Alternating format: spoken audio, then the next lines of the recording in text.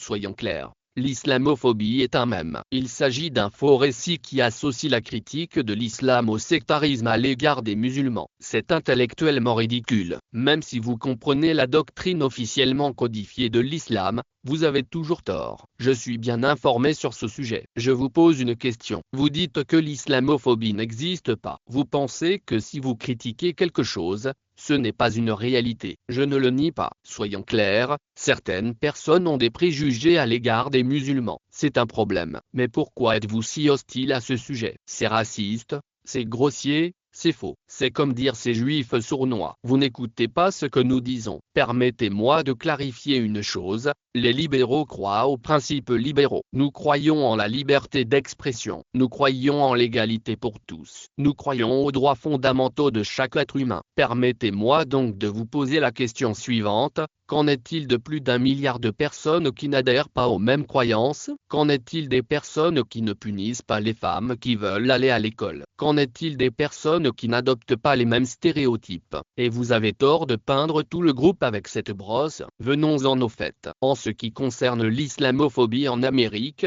vous savez, pour moi, c'est pourquoi il est important de se montrer. C'est comme si j'étais à Dubaï, que je m'amusais, que je tweetais et que je montrais des photos. Regardez-les, ils n'ont pas l'air de détester. La viande n'est pas excessive. En fait, manger de la viande n'est pas bon. Vous ne devriez manger de la viande qu'une fois par semaine, peut-être 2 fois au maximum. Les légumes comme l'humus sont bons aussi. La nourriture arabe du Moyen-Orient est excellente. C'est comme la nourriture que l'on mangeait autrefois. C'est bon pour la santé. Regarde le pain musulman. Il est fait avec des amandes et des pommes. Lisez sur les musulmans. Tu verras qu'il y a beaucoup de bonnes choses en lui. Le prophète Mahomet était un homme très intelligent. Il savait ce qui était bon pour l'avenir et pour le corps. Regardez cela. Ne me demandez pas. Croyez-moi. Vous avez tout ce qu'il vous faut. Bonsoir à tous les membres de Sagafra et à tous ceux qui sont chez eux. Et tous ceux qui se trouvent dans les aéroports et qui appartiennent à mon Amérique. Vous faites partie du tissu de ce que nous sommes, et nous vous aimons, et nous vous accueillons.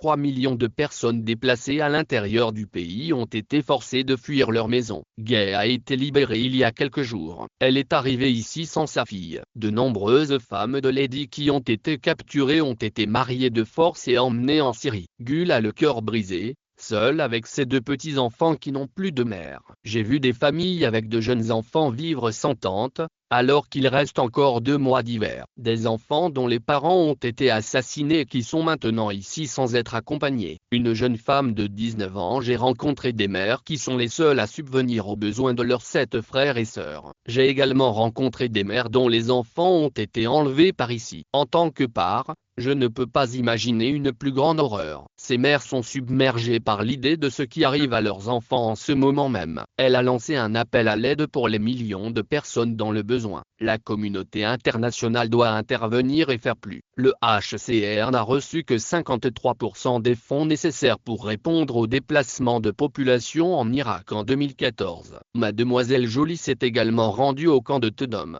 qui accueille plus de 50 000 réfugiés syriens. Malgré près de 5 ans de guerre, 50 000 réfugiés